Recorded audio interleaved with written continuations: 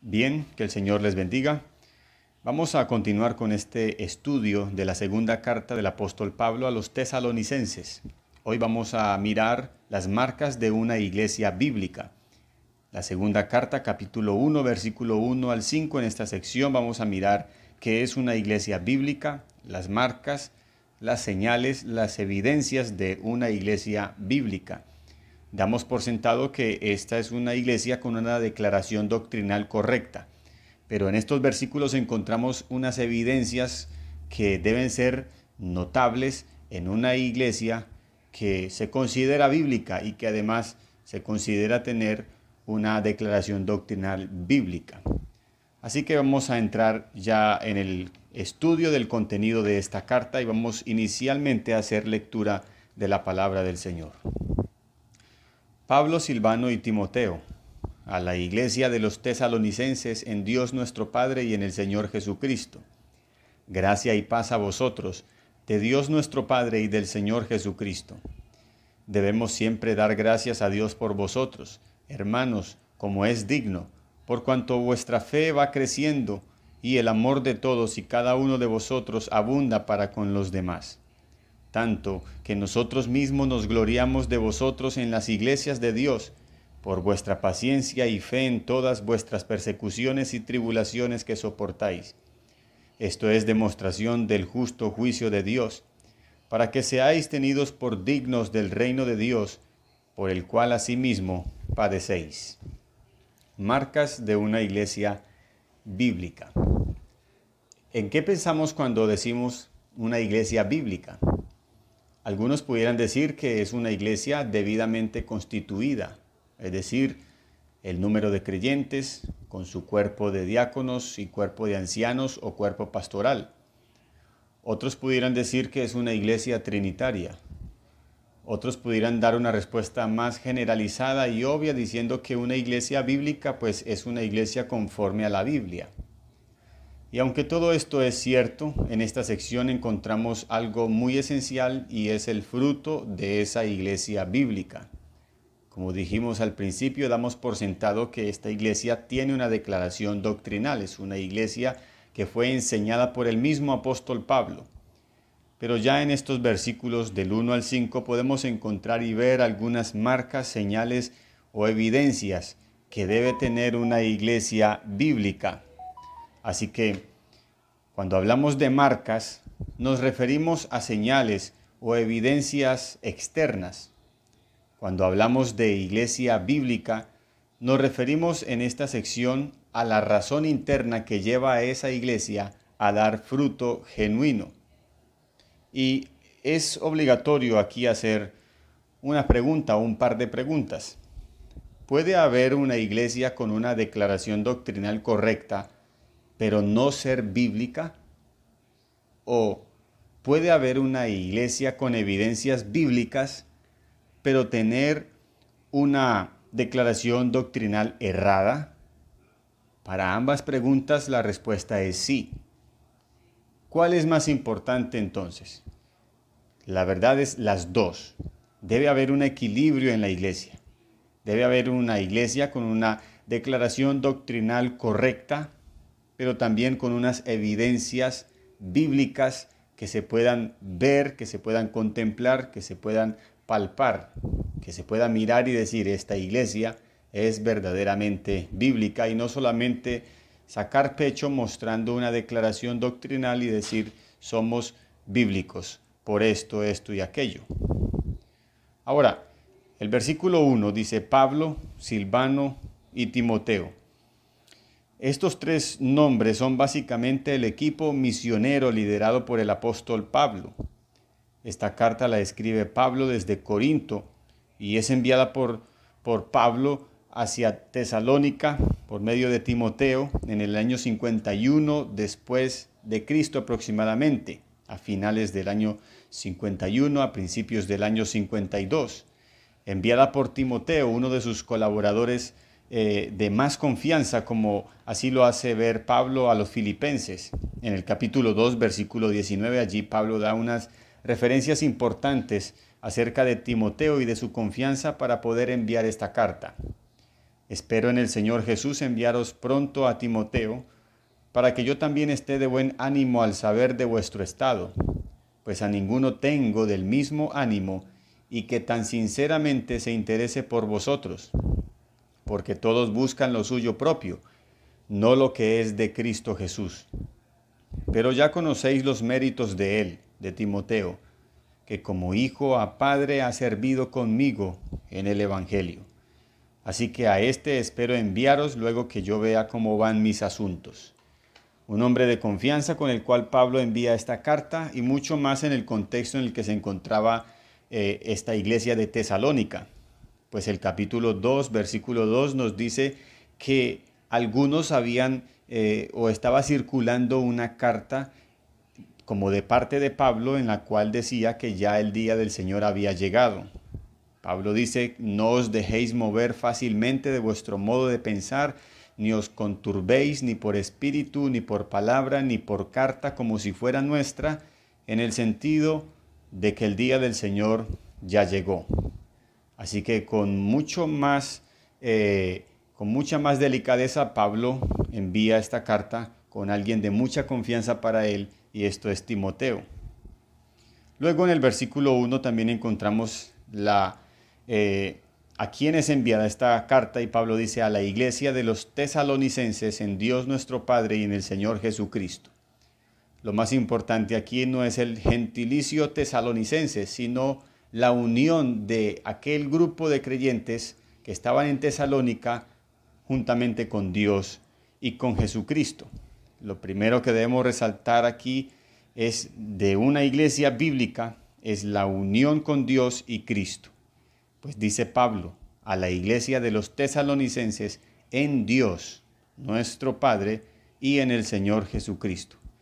La preposición en denota posición fija, en lugar, tiempo o estado, y esto significa unión.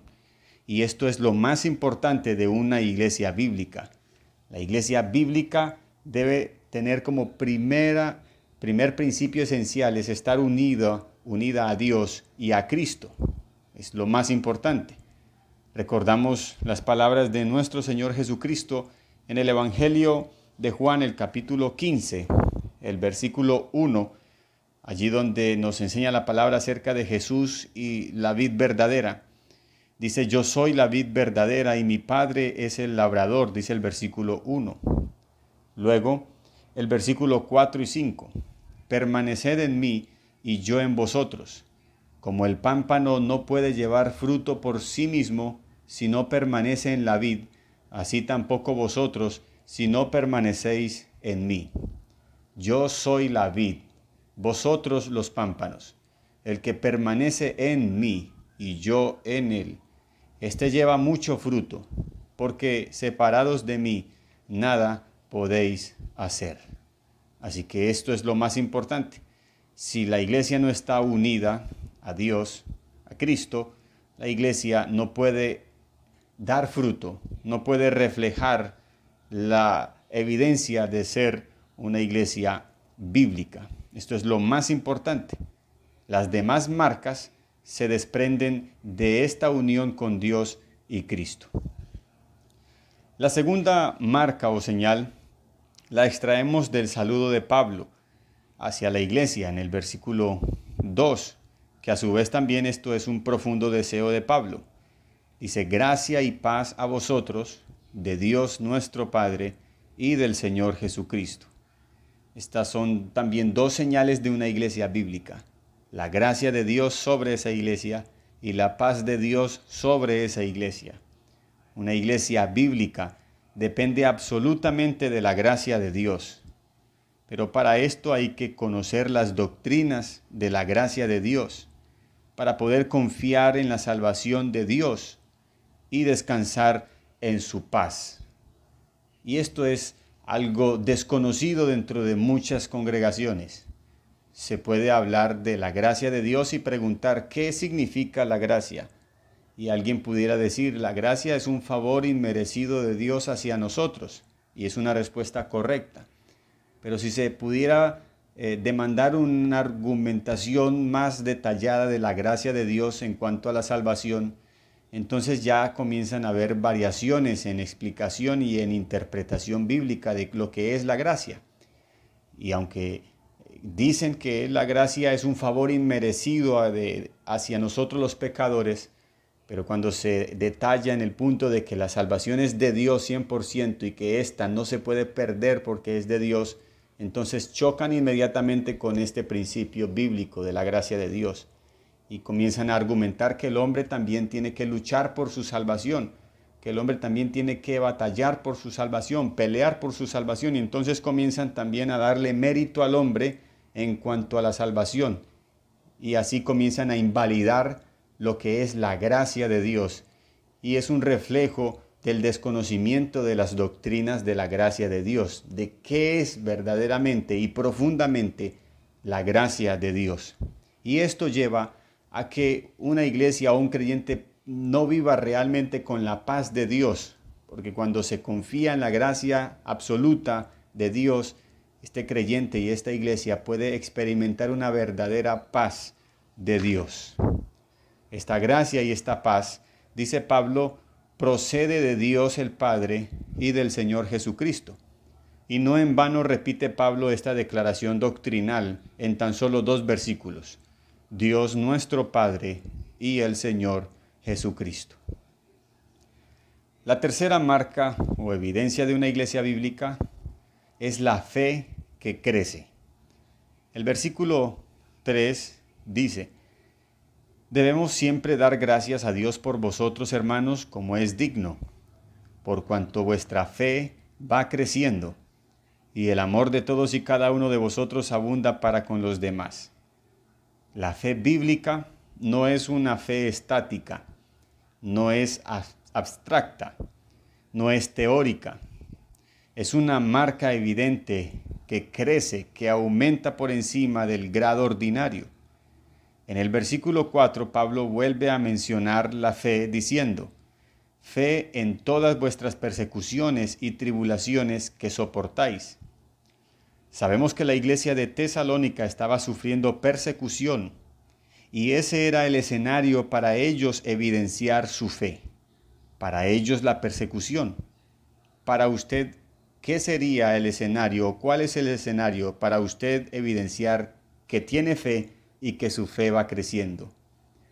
Pudiera ser problemas económicos, problemas familiares, señalamiento, pudiera ser tentación, pruebas, enfermedades. Para ellos era este contexto de persecución, de tribulación, y en medio de ese momento duro para ellos, ellos se mantuvieron firmes y eso evidenciaba que la fe de ellos era real y además era una fe que crecía. Ese era el escenario para ellos. Al seguir firmes en la tribulación dejaban ver que confiaban y creían en lo que habían sido enseñados por Pablo. Recuerde que la fe está basada en la palabra de Dios.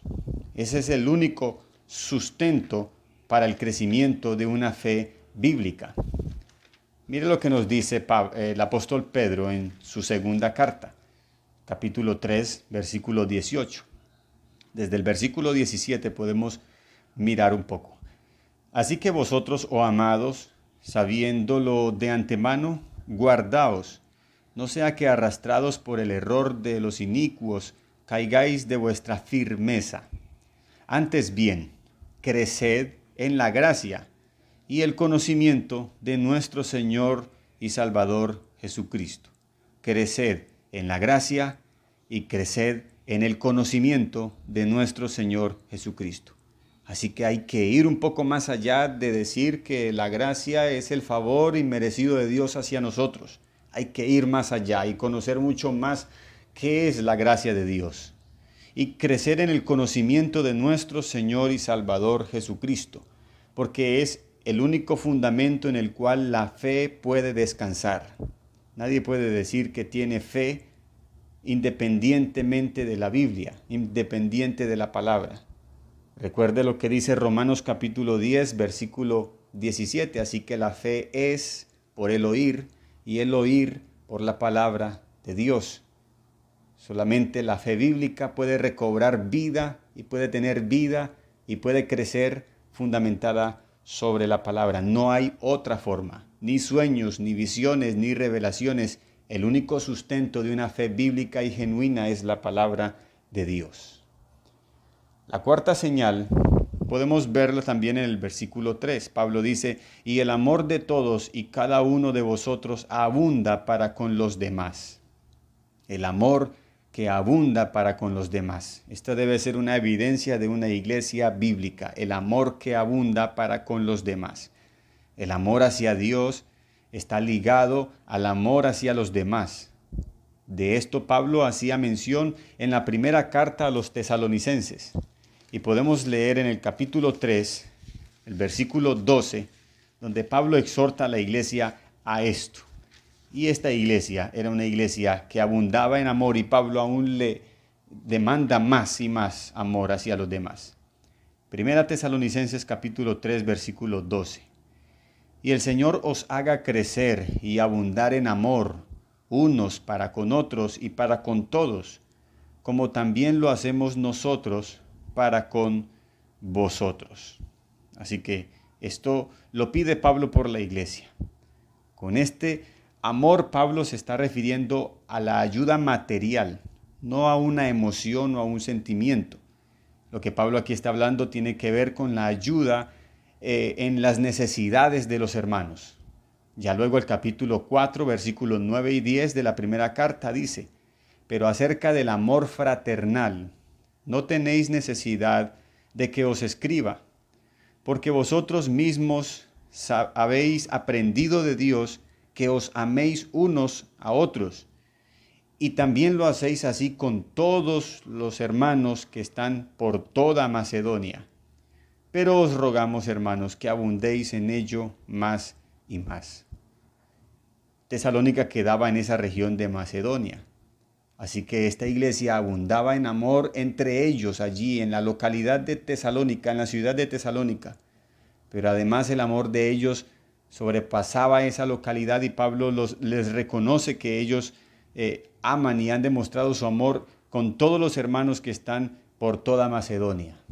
Así que esta iglesia tenía un fruto evidente y aún haciendo esta muestra de amor, Pablo les demanda más y les dice, pero os rogamos, hermanos, que abundéis en ello más y más.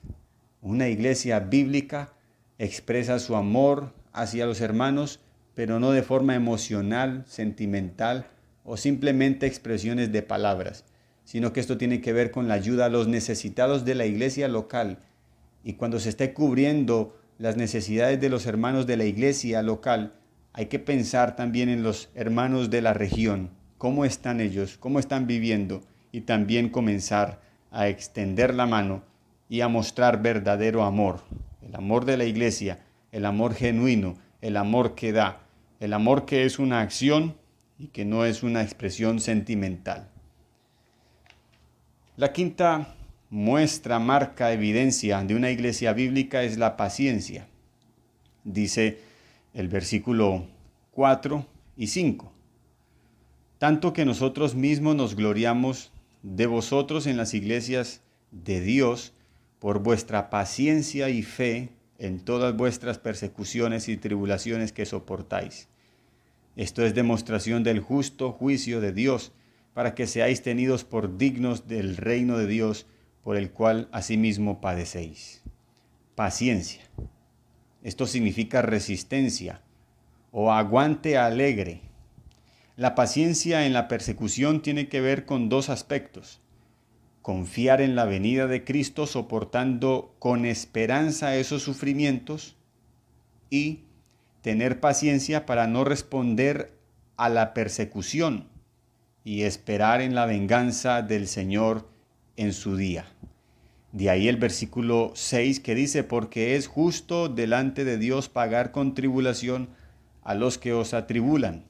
Y Pablo les exalta a ellos la paciencia de no responder ellos al mal con mal, sino que ellos confían, aguantando pacientemente en las promesas de Dios, en la venida de Cristo, quien es el juez justo y quien en su venida dará retribución justa a quienes los atribulaban a ellos. Ellos no respondían, sino que aguantaban pacientemente y esperaban en Dios. Estas son las 5 marcas que podemos ver en esta sección del versículo 1 al 5 de 2 Tesalonicenses. Comunión, gracia, paz, fe, amor, paciencia. Las marcas de esta iglesia bíblica, de una iglesia bíblica. ¿A qué nos recuerda esas marcas? Podemos recordar lo que dice Gálatas 5, 22 y 23. Esas marcas no son más que el fruto del Espíritu Santo. Allí dice en Gálatas, cuando habla del fruto del Espíritu Santo, incluye estas marcas que hemos visto hoy. Mas el fruto del Espíritu es amor, gozo, paz, paciencia, benignidad, bondad, fe, mansedumbre, templanza. Contra tales cosas no hay ley. Así que simplemente esta iglesia de Tesalónica era una iglesia en quien estaba y vivía y reposaba el Espíritu Santo y hacía que en ellos se evidenciara ese fruto del Espíritu Santo. Estas marcas que se hicieron evidentes en los tesalonicenses por la tribulación es la demostración o evidencia del justo juicio de Dios. Y por tanto Dios los considera dignos de su reino, que era por lo que ellos estaban sufriendo, por el reino de Dios, por el reino de Cristo. Y esto era un gran privilegio. Y el versículo 5 no está diciendo que el sufrimiento es un mérito para el creyente alcanzar la salvación, sino que es al contrario. Por causa de la salvación, Dios tiene por digno al creyente o a la iglesia de sufrir persecución o tribulación. Mire lo que dice, para finalizar, Filipenses, capítulo 1, versículo 29, donde aún el sufrimiento hace parte de un privilegio que Dios concede a la iglesia o al creyente.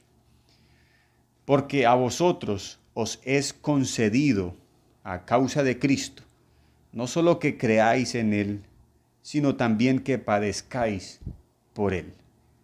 La fe es concedida por Dios al creyente, y no solamente esto, sino también el padecer por Cristo es concedido, y esto es un grande privilegio.